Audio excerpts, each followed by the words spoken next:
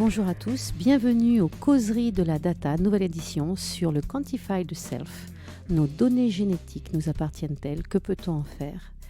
Alors aujourd'hui, France Charrier, avocat en ITLP Data, président de DataRing, avocat associé au Sanaltis, j'ai le plaisir d'inviter Ralph Petica, qui est docteur en bioinformatique, cofondateur et CEO de la startup Chain Trainer.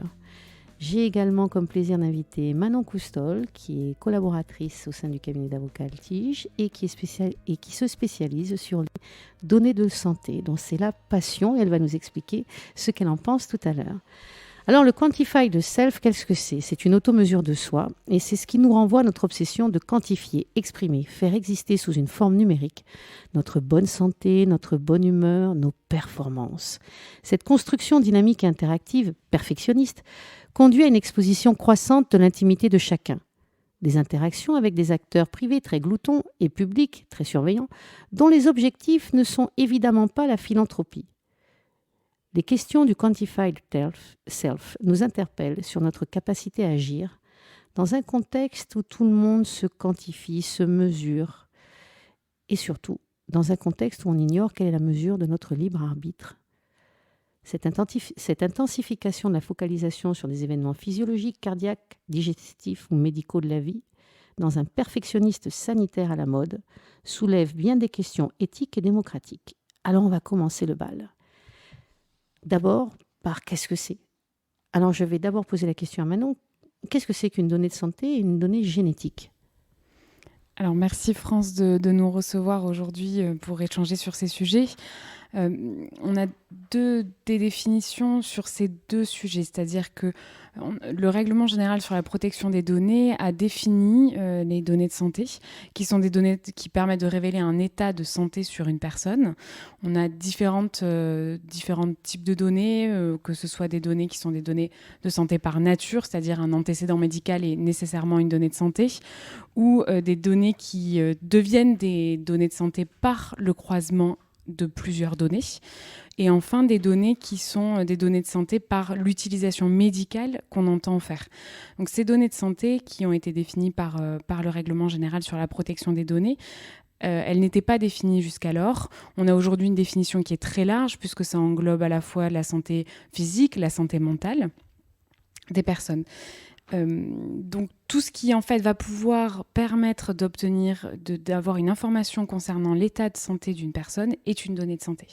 À côté de ça, on a également les données génétiques qui, elles aussi, ont été définies par le règlement général sur la protection des données, qui sont des données qui sont relatives aux caractéristiques génétiques d'une personne, héréditaires ou acquises.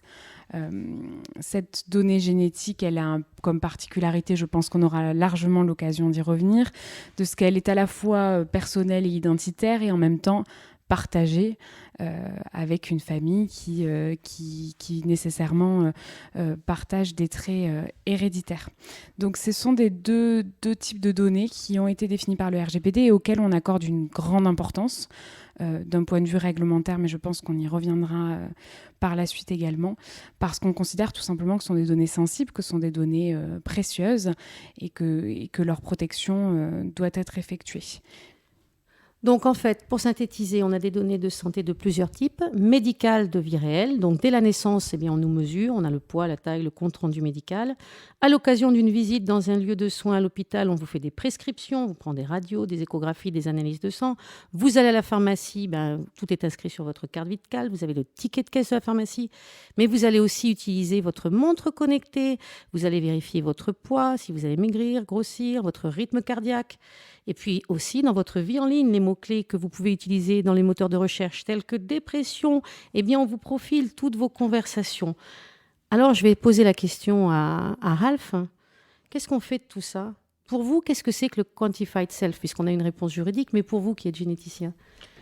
Well, thanks for the invite en anglais.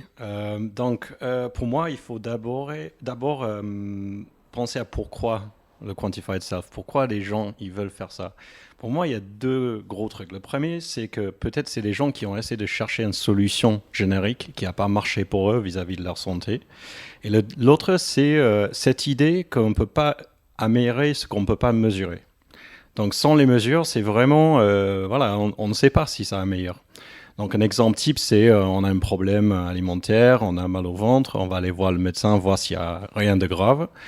Et s'il n'y a pas de souci, peut-être ils vont nous demander de couper certains aliments de notre régime alimentaire et de voir si ça s'améliore. Et ça, pour moi, c'est l'angle de Quantified Self sur comment s'améliorer, comment mesurer, tout ça. Donc pour moi, c'est ça le point de départ. Le curatif en point de départ. Mais alors, donc vous, qu'est-ce qui vous a amené, on va y arriver tout de suite, quelles ont été vos motivations dans la construction de votre projet Gen Trainer ? Par quel processus vous avez abouti au résultat final que vous avez aujourd'hui ? Est-ce que vous pouvez décrire dans quel schéma entrepreneurial vous vous êtes situé ?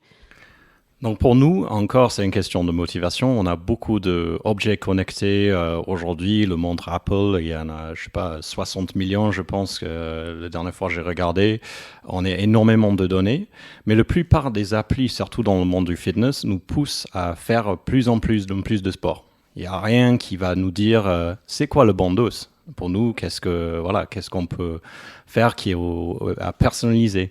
Après, on sait déjà que certaines personnes ont des compétences athlétiques ou autres qui sont peut-être liées un peu à comment ils ont grandi, leur ADN, d'autres facteurs. Et pourquoi prendre en compte tous ces autres facteurs quand on fait une décision sur ce qu'on va faire aujourd'hui en fitness et sport? Est-ce que vous pouvez nous donner un exemple ? Exemple, ça peut être quelque chose comme le temps de récupération. Donc le temps de récupération est différent entre nous. Ça change avec notre âge, évidemment. On récupère un peu plus lentement quand on est plus âgé. Mais ça peut être aussi génétique. Il y a certaines personnes qui vont avoir plus de dommages musculaires, par exemple, après une séance de sport. Et si on a accès à ces données-là, peut-être on peut utiliser pour mieux adapter la planification de leurs entraînements. Aujourd'hui, on fait beaucoup notre logiciel est vraiment ciblé athlète, parce que c'est là qui fait le plus d'impact sur les détails. Mais l'idée dans l'avenir, c'est vraiment d'aller chez des amateurs. D'accord. Donc, dans ce que j'ai vu sur la plateforme, puisqu'on est allé regarder, la plateforme Gen Trainer, elle permet l'exploration et l'analyse de données variées, dont l'ADN, pour trouver des entraînements individualisés pour chaque athlète. Donc, dans ce que vous êtes en train de nous expliquer, l'objectif, c'est d'augmenter le potentiel d'un athlète en calibrant les données d'entraînement, de performance, voire de blessure, parce que manifestement, parfois, on se blesse. Et on a une précision qui est améliorée avec un pouvoir prédictif qui l'est aussi. Perte de poids, endurance, force musculaire, etc. Alors, quelles sont les étapes de votre entraînement, de vos préconisations ? Comment ça se passe ? Donc d'abord, il faut imaginer que dans le monde humain en général, et surtout un athlète, on ne peut pas réduire quelqu'un à une dimension, une donnée. Donc par exemple, si on prend tout simplement la distance courue, ça ne suffit pas pour faire vraiment une décision sur l'entraînement. Donc évidemment, il faut ajouter des couches de données, des informations sur l'athlète, le poids, l'âge, etc. Et si on a une donnée, par exemple une donnée ADN, on peut aussi ajouter ça sur les modèles de la charge. C'est quoi un modèle de la charge ? C'est juste de quantifier ce qu'on a fait dans le passé et ce qu'on a fait aujourd'hui. Et en fait, avec ça, on peut savoir le niveau de fitness chez chaque personne. Et en fonction du niveau de fitness, on va savoir quelle charge on peut supporter aujourd'hui. Là, je vais vraiment dans les détails, mais c'est vraiment l'idée ici, c'est de dire à la fin, OK, j'ai mon passé, j'ai mon ADN, j'ai d'autres facteurs. Qu'est-ce que je vais faire aujourd'hui ? Quelle distance sera la distance parfaite pour moi de courir aujourd'hui pour être pile dans la bonne zone, sachant que si je ne m'entraîne pas assez, je vais perdre mon fitness, et si je m'entraîne trop, je vais me blesser. D'accord. Donc en fait, vous faites du calibrage. Quelles sont les données précises qui sont traitées, qui sont enregistrées sur Gen Trainer ? Donc aujourd'hui, on a des données surtout qui viennent des boîtiers utilisés par les athlètes. C'est des boîtiers GPS, donc souvent portés sur le dos d'un athlète, mais on peut aussi regarder des déplacements sur un terrain, par exemple, avec une triangulation des caméras sur un terrain pour savoir la vitesse, la distance courue, etc. Certains sports, par exemple, comme le rugby, on peut aussi mesurer le nombre d'accélérations ou même des plaquages, par exemple, qui vont avoir un impact sur le stress. Et ce stress-là, on peut savoir comment maîtriser et surtout comment s'entraîner pour supporter ce stress-là. Donc on va avoir des données d'entraînement et puis des données de performance qui vont être enregistrées pour optimiser l'entraînement et personnaliser l'entraînement de l'athlète. Donc, comment on peut adapter un entraînement, c'est déjà de faire de regarder l'historique. Donc, souvent, certains sports, il y a quand même des blessures dans le passé. Donc, si on sait ce que l'athlète a fait dans le passé, on sait l'athlète se blesser, c'est une donnée intéressante à regarder. Après, on peut aussi ajouter d'autres couches de données pour savoir ce qui est le bon zone. C'est un peu une sandwich entre le blessure et une performance. Mais une performance même, c'est mesuré différemment dans chaque sport. Si on est sprinter et on fait 100 mètres, évidemment, c'est le meilleur temps qu'on a. Mais par contre, dans un sport d'équipe, c'est un peu difficile à quantifier.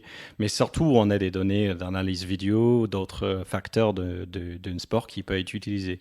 Quels sont vos clients, sans trahir le secret professionnel, mais quelle est la typologie des clients que vous avez aujourd'hui? Particuliers, personnes morales, clubs, fédérations, comment ça se passe? Normalement, nous, on fait surtout les projets avec les clubs et les fédérations, simplement parce que d'un point de vue business, c'est plus facile à signer beaucoup de personnes au même temps.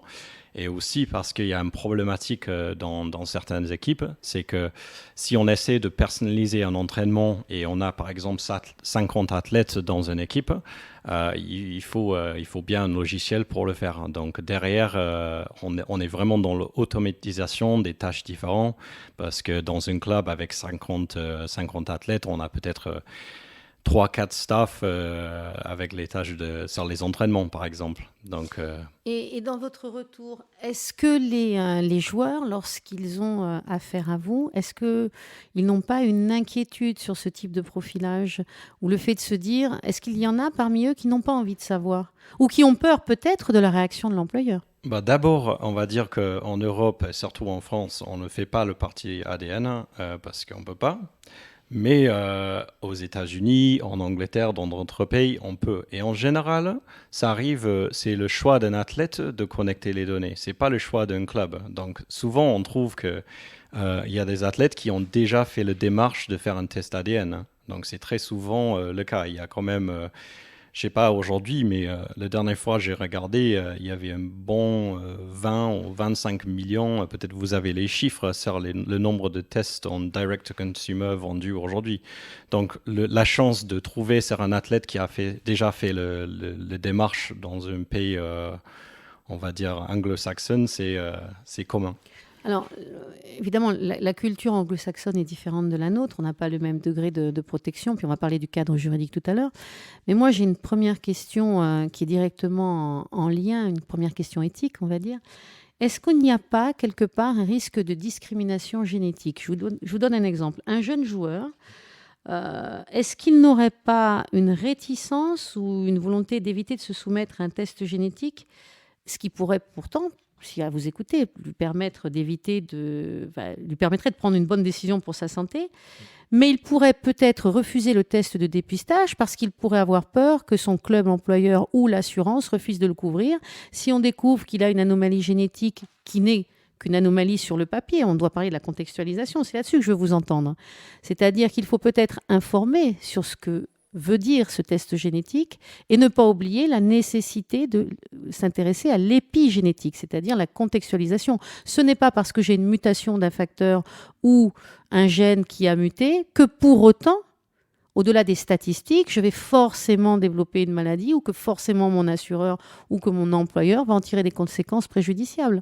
Donc, il y a un cadre juridique à définir, mais vous, dans votre expérience, puisque vous avez travaillé, je crois, chez Google, vous êtes généticien, est-ce que vous pouvez davantage nous expliquer, pour ceux qui nous écoutent, la différence entre un test génétique nu dans lequel il y a une mutation et l'épigénétique avec la contextualisation qui s'y attache, voire et le risque de discrimination? 3 questions en une. Allez-y. Bon, comment démarrer? La première chose, c'est de dire que en général, tous les tests ADN, c'est volontaire. On n'a pas eu de cas où c'est forcé par un employeur, un club ou autre. Aux États-Unis, il y a quand même le Genetic Information Non-Discrimination Act, je pense que ça s'appelle, qui aussi est là pour protéger la discrimination, surtout vu leur système de santé qui pourrait être facilement utilisé pour ça, comparé ici. Donc le premier truc, c'est de dire que c'est quelque chose qui est souvent volontaire comme ça. Le deuxième chose, j'attaquerai les questions comme ça, c'est qu'il faut mettre l'ADN en contexte. Les premiers produits sur le marché, ils étaient là, je me rappelle, il y avait des produits qui voulaient dire quel sport notre enfant doit faire pour être un athlète, etc. Et ils ont basé ça sur, je pense qu'à l'époque, une gène actinin 3, et c'est un seul gène dont peut-être 3 millions de variations différentes. On va faire une décision sur l'endurance, sur le sprint. C'est complètement ridicule. C'est encore cette situation de prendre l'humain et le rendre en dimension. Donc, pour éviter ça, il faut mettre le donné en contexte. Et c'est pour ça que surtout chez nous, on préfère travailler sur une donnée, par exemple, de temps de récupération qui est rentrée dans un modèle plus global de l'athlète et donc pas pris tout seul. Il y avait une question sur les différences, surtout ce qu'on a dans notre ADN et qu'est-ce qu'on va avoir plus tard. Donc évidemment, on peut avoir un risque, par exemple, d'avoir un cancer ou quelque chose AVC, comme ça. Un facteur de coagulation ou autre. Sachant qu'il y a tellement d'autres facteurs dans notre vie qui pourraient être liés à ça, je fume pas, je suis obèse, je suis pas obèse, donc des facteurs de risque. Voilà, on est confiné pendant 6 mois par exemple et on ne fait pas assez de sport. Je pense qu'on monte bien notre risque d'AVC. Et donc, si on parle d'un petit risque comme ça, je pense que sans le contexte de l'humain, comme on a grandi, comme notre mode de vie aujourd'hui, c'est pas très utile. Par contre, il y a des exceptions, évidemment. Il y a certains gènes qui sont ils ont plus d'impact. Donc, si on a un de ces gènes-là, en effet, on a vraiment une grande chance d'avoir un problème. Une prédisposition. Par exemple, il y avait les gènes, les tests génétiques qui étaient faits, je me rappelle à l'époque, par Angelina Jolie, qui a fait parce que elle a eu un risque d'un cancer, et c'était surtout dans la famille. Donc, on avait aussi l'évidence sur ça. Donc, il y avait la troisième question aussi, mais... Alors, on avait la question sur l'inné, c'est pas l'inné, c'est-à-dire je nais avec un gène mutant ou défectueux. 2, l'impact de la contextualisation. Et 3, le consentement, vous y avez répondu, quelque part. Mais est-ce que le consentement est vraiment libre dans ces cas-là? Parce que, par exemple, une jeune maman qui apprend que son enfant a peut-être la mucoviscidose, son consentement, là, on fait comment? Mais là, on rentre immédiatement, je remarque, dans le médical. Oui. Donc, je veux d'abord faire la différence entre quelque chose qui est médical et quelque chose qui est, par exemple, ancestrie ou sport. Donc, oui, là, on est sur le sport santé. Mais c'est quand même au cœur d'enjeux familiaux et sociétaux. Voire professionnels. Personnellement, je trouve qu'on est un peu trop obsédé par le côté médical dans l'ADN et pas assez intéressé dans le reste. Donc moi, j'ai une expression que je sors souvent, c'est que peut-être l'ADN va nous dire les risques de quoi on va peut-être mourir. Le côté ancestrie, ça va nous dire d'où on vient. Mais ce qui m'intéresse, c'est entre les deux. Ce qui m'intéresse, c'est qu'est-ce qu'on peut faire aujourd'hui, quelles décisions on peut faire aujourd'hui pour être en mieux santé, de sentir mieux, etc. Donc, pour revenir sur le consentement et tout ça, si c'est quelque chose de médical, c'est une chose. Si c'est quelque chose qui est vraiment, j'ai envie de dire, par exemple, est-ce qu'on digère plus rapidement le caféine, c'est peut-être un autre. D'accord. Et d'après vous, comment les données qui sont générées là, par le suivi, pas forcément par GenTrainer, mais par d'autres outils, peuvent-elles permettre l'augmentation ou l'optimisation de l'homme ? Bon, il y a plusieurs moyens de regarder ça. Le premier, c'est qu'on peut faire un modèle. Donc, déjà, aujourd'hui, on parle beaucoup d'un gène tout seul. Mais il faut penser à joindre beaucoup de variations différentes ensemble, de voir ce que ça donne collectivement. Et surtout, si on a un système, une plateforme qui nous permettent de faire ça et de mettre ça à côté des données réelles, c'est-à-dire... les données des gens qui sont sous stress, c'est-à-dire les athlètes, etc., on peut en effet faire de la recherche. Donc la combinaison des données va augmenter la performance grâce à un entraînement dit personnalisé. Là, j'adresse plutôt le côté comment on va améliorer, comprendre, faire un peu plus de recherche dessus. Mais évidemment, si on trouve que, par exemple, un gène qu'on a trouvé dans une étude quelque part, qu'on ajoute dans notre modèle, par exemple, dans le passé, si on avait ce gène-là, on aurait fait une décision qui aura peut-être arrêté une blessure. Par exemple, on fait un modèle et derrière, le modèle va sortir. On peut regarder, c'est un peu comme dans les marchés de finance. On peut regarder le modèle contre ce qui s'est passé dans le passé. C'est-à-dire, on peut voir si on a eu ça, est-ce qu'on aura mieux décidé faire quelque chose, une intervention qu'on a fait. Et souvent, en ajoutant certains gènes ou certains profils, on peut dire, OK, si on avait ça, est-ce que c'était plus près de la réalité, en fait. Donc ça, c'est comment nous, on fait la recherche et surtout comment on fait avancer les choses de ce côté-là. Donc, c'est une volonté, quelque part, en ce qui vous concerne, de proposer des services inédits. Moi, ce que j'aimerais, compte tenu de votre expérience, qui est quand même importante, et de votre expérience notamment aux États-Unis, comment se fait-il que Google investisse tant pourquoi d'autres personnes que le corps médical s'intéressent autant à la santé? Donc, vous en donnez un bon exemple, mais quelles autres possibilités voyez-vous? Expliquez-nous un petit peu l'appétit de Google là, à l'heure actuelle vis-à-vis des ADN, données génétiques. Des données génétiques. Il est, sauf faire de ma part, il a investi dans 23andMe, non?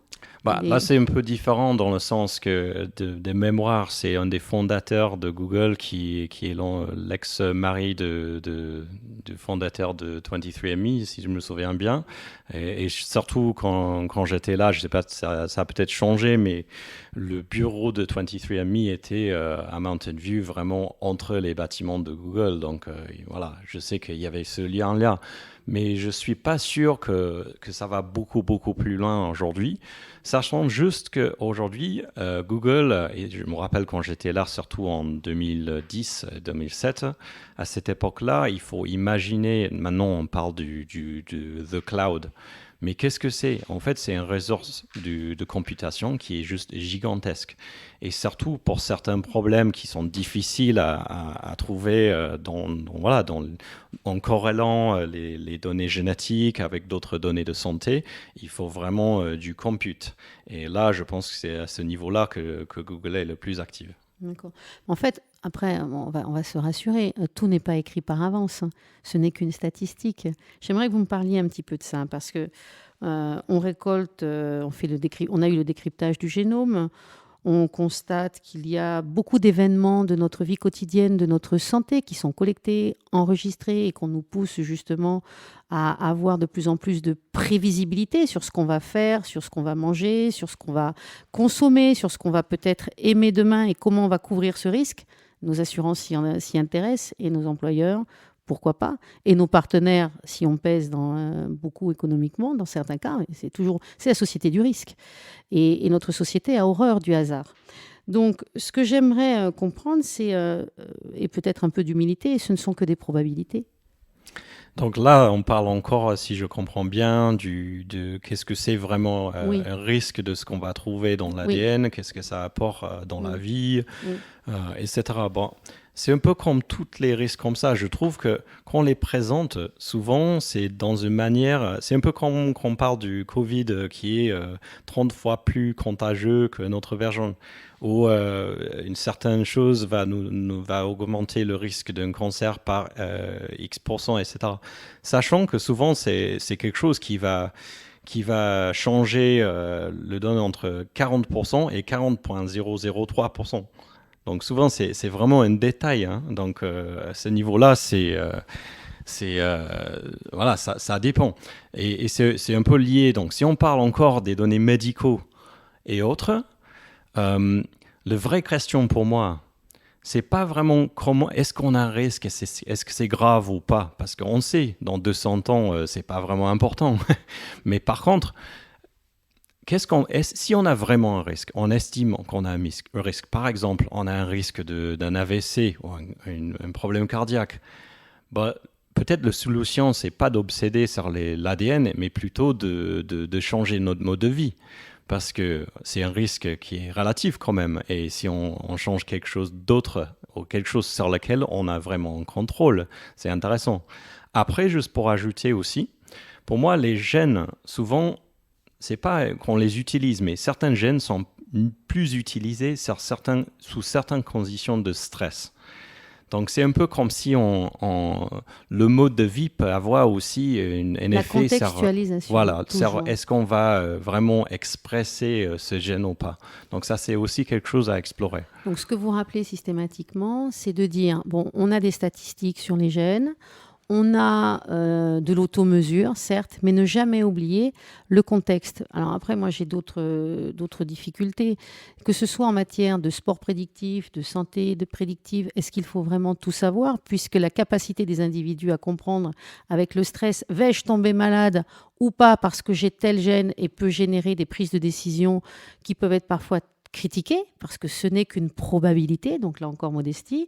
Donc les enjeux personnels et familiaux, ils peuvent être démesurés pour une information qui, au départ, ne délivre aucune certitude et n'est pas toujours pertinente. Par exemple, on a, je crois, un laboratoire qui avait, par erreur, dit qu'un échantillon d'ADN d'un labrador, c'était un échantillon humain. Bon, ça c'est pour l'humour.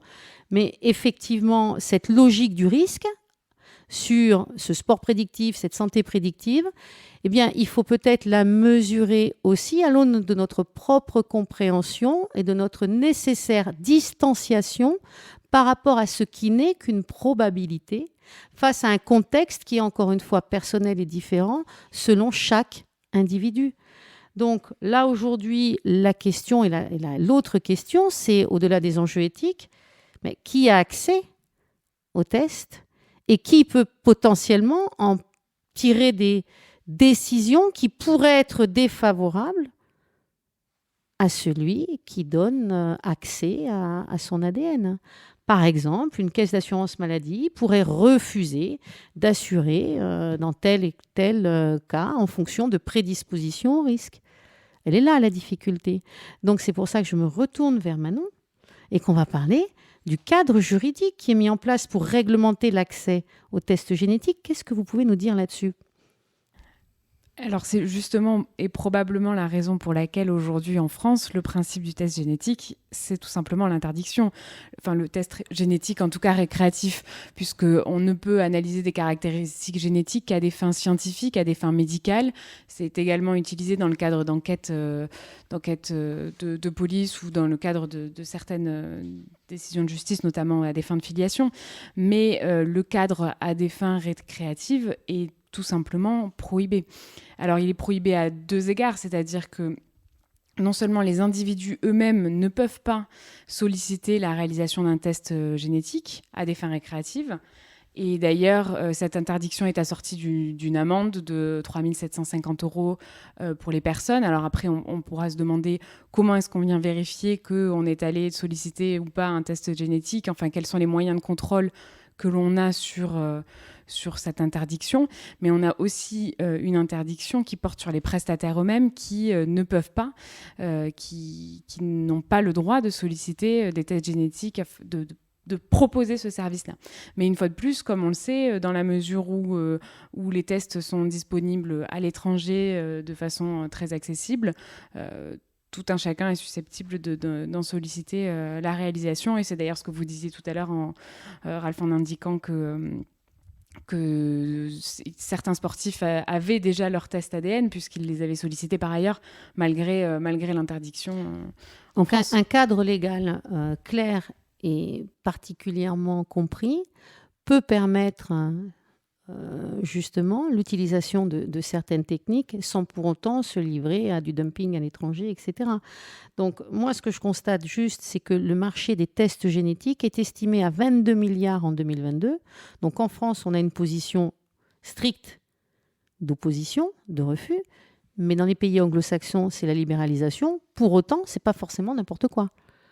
Donc il y a dans les discussions que nous avions eues en amont, Ralph, quelque chose qui vous est très cher. On en a suffisamment parlé. Vous associez systématiquement le quantify de self, l'auto-mesure de soi, à la nécessité d'être en capacité d'exercer son droit à l'autodétermination informationnelle. Donc tout ce que l'on dit, c'est que pour vous, ce qui vous est très cher, c'est qu'on soit véritablement acteur, pas simplement de notre santé, mais de nos loisirs, de notre vie. L'ADN, c'est la vie, mais pas simplement.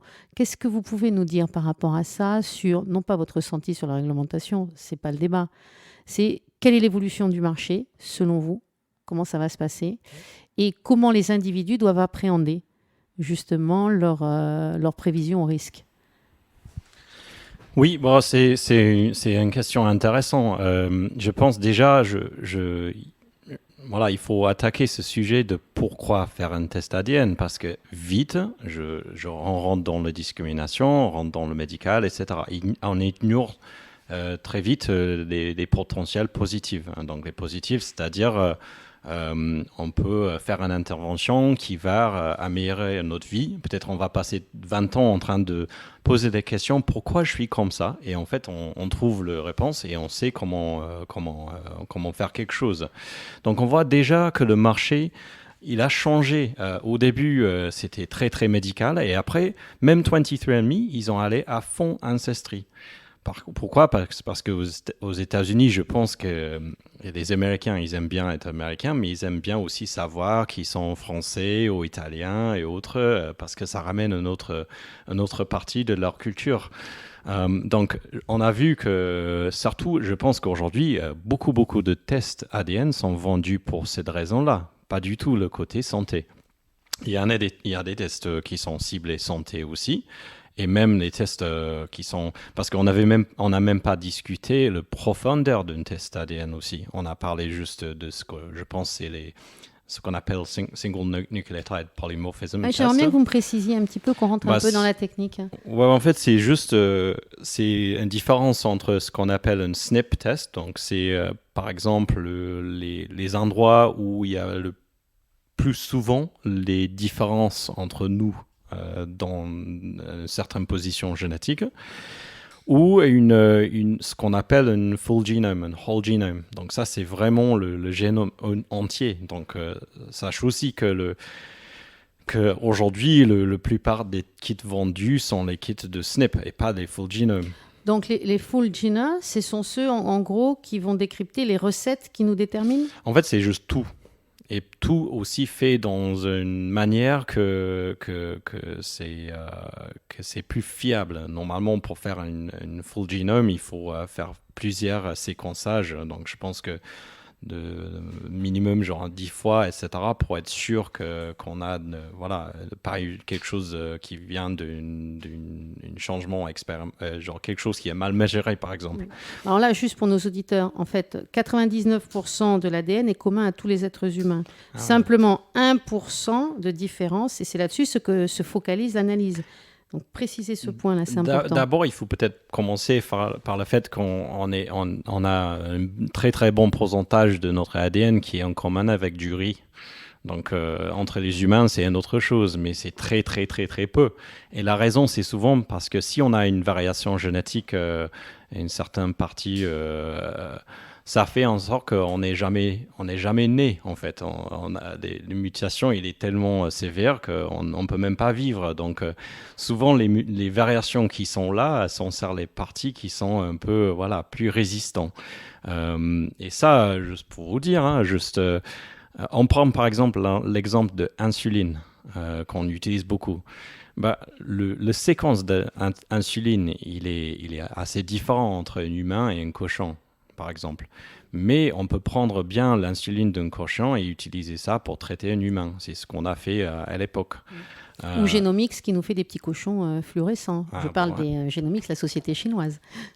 Bon, ça c'est autre chose, mais c'est plutôt pour vous dire que dans la structure de la protéine de l'insuline, c'est conservé dans l'évolution entre nous et des cochons. Donc c'est quelque chose qui est conservé. Ça ne va pas dire que la séquence il est complètement conservé. On peut avoir les variations dans la même séquence de l'insuline, mais que les variations n'ont pas d'impact sur ce qu'on appelle l'active site. Donc c'est la partie du protéine qui est importante pour la fonction. Donc souvent on diverge dans notre ADN, mais ça n'a pas d'impact sur la fonction. Donc ça, sache qu'est-ce que ça va dire ? Ça va dire que peut-être on va avoir des variations entre nous qui ont zéro impact. Mais est-ce que si on trouve qu'on a une variation ici, on a peur, on se dit ouais, y a quelque chose qui ne va pas, alors que peut-être ça a zéro impact sur le fonctionnement d'une protéine. Des fois, ça peut avoir un impact qui n'est pas drastique, c'est-à-dire que ce n'est pas juste ça fonctionne ou ça ne fonctionne pas, c'est juste ça fonctionne un peu plus rapidement. Un exemple de ça, c'est une protéine, quand on a une différence entre nous, je pense que c'est cytochrome P450, c'est une protéine qui est utilisée dans la digestion. Et entre nous, il y a à peu près 50% de personnes qui digèrent plus vite du caféine que les autres. Et on le sait. Parce que les gens qui digèrent un peu moins vite, ils ont du mal à dormir après un café plus tard dans la journée. Donc, ce n'est pas juste qu'on ne peut pas digérer du caféine, c'est quelque chose qui impacte l'efficacité. Et ça, c'est une autre chose. Donc, voilà. Où on va aller avec tout ça, je ne sais pas. Mais je pense que, de toute façon, ça devient moins cher de faire un séquençage ADN. Mais de toute façon, aujourd'hui, quand on paye une kit ADN, la plupart des boîtes, surtout aux États-Unis, ils ne font pas de l'argent sur le kit même, ils font de l'argent derrière. Le coût du traitement est souvent supérieur à celui de la vente du kit. Justement, derrière, qu'est-ce qui se passe ? Donc, on prend les boîtes comme 23andMe, ils font beaucoup de deals avec des boîtes pharmaceutiques pour utiliser les données.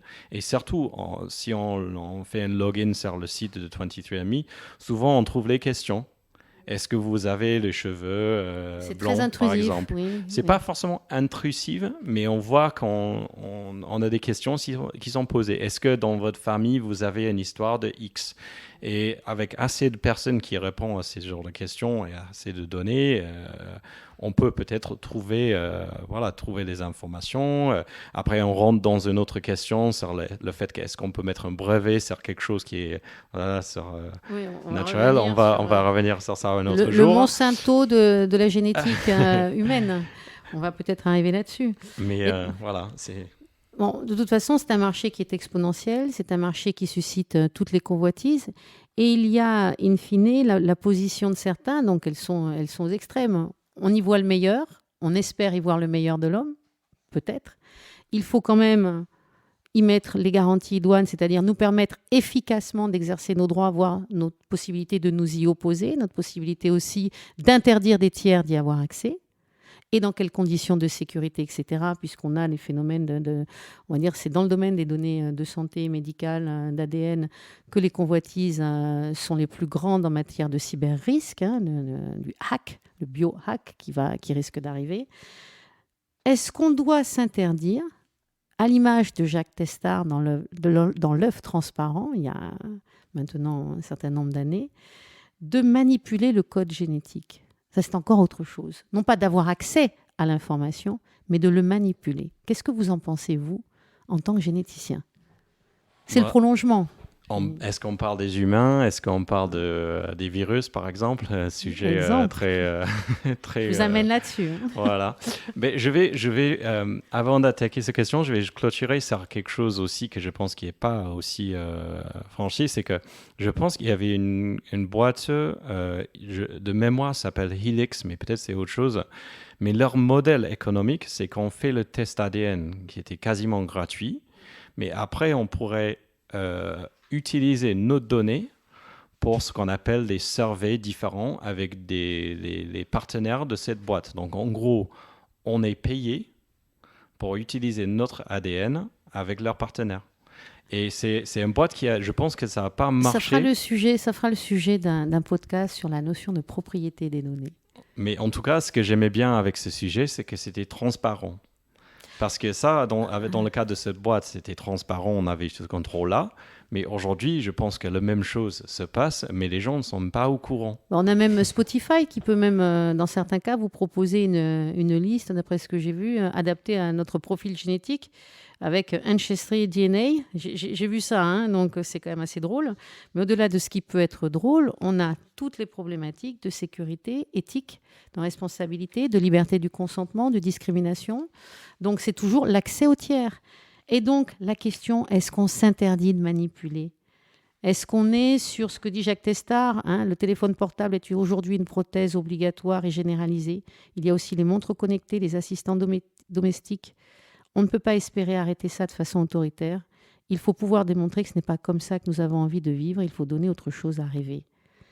Est-ce qu'on va vers un eugénisme de masse, la sélection des meilleurs ? Mais les scientifiques qui ont de toute façon inventé, Fred Sanger, les autres qui ont vraiment inventé les techniques, ils avaient bien peur de ce genre de sujet. Hein. Donc c'est quelque chose qui est discuté pendant longtemps. Le problème avec ça, c'est qu'on peut interdire quelque chose ici, mais ça se passe ailleurs. Donc est-ce que ça sera utile de mettre les règles ici alors que... La Chine, en 2018, naissance des 2 bébés OGM. C'est-à-dire dont le patrimoine génétique a été modifié. En clair, est-ce qu'il n'est pas déjà trop tard ? Mais une autre question, c'est qu'est-ce qu'on va dire par modifier ? Parce que la modification génétique se passe beaucoup. À chaque fois, vous mangez une pomme granny, c'est la modification génétique. Mais c'est une manière de modifier l'ADN qui est fait, on sélectionne les pommes différentes, on prend on coupe le truc, on met avec une autre racine, c'est le même ADN. Et même Gregor Mendel, c'est le moine qui a vraiment eu un impact sur ça, a fait ça. Donc ça, c'est une manière de le faire. Après, on parle des techniques un peu plus modernes, comme CRISPR et autres, qui est vraiment la manipulation directe de l'ADN. Le premier truc, c'est philosophiquement, est-ce que si nous, on se modifie, c'est juste une continuation de l'évolution humaine? Donc, on a appris à modifier quelque chose. Donc, on a une certaine intelligence qui fait qu'on arrive à faire ça pour du bien ou pour du mal. Mais c'est quand même une forme d'évolution. Déjà, on voit chez les animaux, il y a quand même des choses que les animaux peuvent faire que nous, on ne peut pas. Par exemple, un animal peut décider de changer, certains animaux peuvent décider de changer entre un homme et une femme quand il n'y a pas assez d'hommes ou pas assez de femmes. C'est une forme de changement à ce niveau-là. Ce n'est pas du tout la même chose que de modification génétique. Après, je dirais aussi que dans la nature, ce qui nous ramène ici, c'est un peu un miracle. C'est-à-dire qu'avec toutes les mutations, les changements, le fait qu'on existe, tous les problèmes qu'on a, moi je trouve que c'est incroyable qu'on existe. On est vivant pendant assez longtemps. Et il faut penser à toutes les variations, tous les changements génétiques qui ont arrivé pour nous ramener ici dans l'évolution. C'est énorme. Mais c'est juste, il y a énormément. Donc, est-ce qu'on va laisser faire la magie de l'espèce ? Donc, la question, c'est aussi, est-ce que si on modifie quelque chose, est-ce que ça va marcher ? Souvent, on va faire une modification d'ADN en pensant, voilà, on va peut-être ajouter un peu plus de vitamines, quelque chose dans ce riz pour que ça, ça ait un apport plus intéressant, voilà. Mais est-ce qu'en faisant ça, on affaiblit le riz dans une autre manière. Donc, c'est peut-être moins résistant. Comme la brebis Dolly, qui a eu une espérance de vie très limitée. Exactement la même chose. Souvent, donc là, ça nous renvoie à l'humilité. Juste parce que c'est une variation, ça ne va pas dire que c'est plus fort, entre guillemets, ou plus fit que la version normale. Et je pense que même si on fait des modifications, peut-être on va trouver les versions qui sont quand même adaptées à une certaine chose, mais pas à une vie quotidienne. Donc Darwin plus fort que toi tu le fais mieux. Peut-être. Donc Darwin plus fort que toi tu le fais mieux. Manon, souhaitez-vous intervenir ? Moi, la question que je me pose aussi, c'est en fait, ça fait des années qu'on parle de tout ça. Ça fait des années qu'on échange sur ces sujets. Bienvenue à Gattaca date de 1987, je crois. Donc, est-ce qu'on relève, ou précédemment encore, mais est-ce que tout ce qu'on dit là, ça relève du fantasme ou finalement, est-ce qu'on va y aller ? Parce qu'on parle à l'étranger de ce que, effectivement, il y a des possibilités aux États-Unis et que par conséquent, on a finalement une interdiction en France, mais qui s'oppose à une possibilité à l'étranger et que l'ouverture des frontières fait qu'on a accès à tout partout. Pour autant, je ne suis pas convaincue que la réglementation française change demain pour accepter une situation qui est une situation de fait, qui existe, parce qu'a priori, d'ailleurs, dans le cadre des discussions sur la loi bioéthique, on a évoqué la problématique des tests ADN et qui, pour autant, ni l'Assemblée nationale ni le Sénat n'ont souhaité reprendre aujourd'hui et que le sujet a été évité. Voilà, donc finalement, on a des sujets dont on parle beaucoup, mais avec une application pratique qui est assez limitée. Mais je pense que je n'ai pas le même avis que vous qui, effectivement, avez ce regard de « en pratique, ça existe ». Mais en pratique, en France, ça fait des années aussi qu'on en parle, mais pour autant, la situation ne bouge pas. Et que par contre, on maintient ce fait qu'il ne faut pas qu'il y ait de discrimination sur des caractéristiques génétiques et que ces remparts-là, j'ai l'impression, grandissent petit à petit et plus encore. Donc, je m'interroge un petit peu sur cette ambivalence qu'il y a entre ce qu'on souhaite, mais en même temps, la réglementation. Et moi, ce que je me demande sincèrement, c'est est-ce que finalement, ça ne relève pas du fantasme ou est-ce qu'on y va vraiment ? Parce que ça fait des années qu'on dit qu'on y va, mais qu'in fine, on est plus ou moins toujours là. De toute façon, quand on a fait le premier séquençage à ADN, le génome, c'était le gros truc. Voilà, ça va changer le monde, on va avoir plein d'améliorations dans tout. Et là, 20 ans a passé et il n'y a pas énormément d'impact. Donc, je comprends le point de vue, surtout de la France, de rester un peu écarté de tout ça en disant, si ailleurs, ça n'a pas eu un impact énorme sur la vie des gens en général, pourquoi on le fait ça ? Mais le problème avec cette approche, pour moi, c'est que si vous ne participez pas du tout, vous n'avez pas des cartes à jouer sur les décisions éthiques. Parce que vous dites non à tout. Alors que peut-être, on parle de l'innovation. Il n'y a pas d'innovation sur ça en France, par exemple. Il y a l'innovation sur ça aux États-Unis, en Angleterre et en Suisse, par exemple, qui est quand même très proche, sur certaines manières, de la France. Donc, c'est aussi cette question-là que je me pose. Alors, cela étant, je reviens juste, mais du coup, le fait de ne pas modifier la réglementation est peut-être une prise de position éthique. Peut-être pas sur l'innovation, et je vous rejoins, mais en revanche, le fait de ne pas modifier est peut-être une volonté de maintenir l'éthique qui est celle qui a été décidée il y a déjà des années de ça, sur une volonté de ne pas utiliser les caractéristiques génétiques. C'est une position éthique, certes, mais si on dit qu'on peut utiliser quelque chose également, imaginons, pour du bien ou pour du mal, c'est un peu comme dire, on va juste pas faire du bien, voilà, ni du mal. Voilà, si on a un risque à ce niveau-là. Et c'est pour ça que je parle du côté innovation, parce que si on a fait zéro innovation dessus, on reste où on est. Il n'y a pas grand-chose qui a changé, l'impact il est très, très bas. Mais par contre, si par exemple on changeait les règles pour permettre que certaines utilisations, peut-être ce sera plus intéressant, je ne sais pas. Mais c'est vrai que c'est une position quand même de dire qu'on ne va rien faire. Mais c'est aussi une position où la population n'est pas forcément éduquée sur le sujet. Ils savent que c'est mal ou ils savent que c'est pas bien, voilà. Et ça, c'est pas non plus très bien. Et après, il y a cette question de liberté. Si c'est mon ADN, est-ce que j'ai le droit d'accéder ? En France, non. Non, parce que je l'emprunte aux générations antérieures. Et ce n'est qu'un prolongement de la personnalité. Et donc, au final, c'est une question de dignité. Ma dignité n'est pas à vendre, même contre un morceau d'immortalité. Donc, ce sont des positions qui sont très divergentes entre la donnée qui est conçue comme un bien de consommation où je peux m'en servir, le modifier, etc. Et laissons faire le hasard, le laisser faire, ou une position qui est un peu plus humaniste, différente, sur le fait « laissez-nous en paix, l'habeas corpus n'est pas l'habeas data ». Et justement, vous avez aussi des données qui sont... vous pourrez accéder, je pense en France, les données ADN avec une ordonnance. Si on a un médecin, on peut pas, pour un test, on peut faire par exemple pour certaines maladies ou en grossesse par exemple, je pense que on a le droit.